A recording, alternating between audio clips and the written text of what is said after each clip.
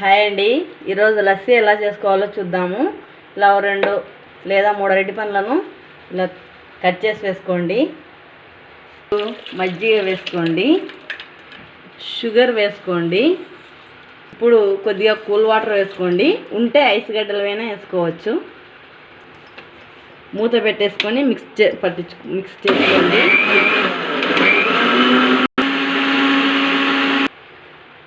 చూడండి, ఈ విధంగా మిక్స్ చేసుకోవాలి. లస్సీ రెడీ అయిపోయింది.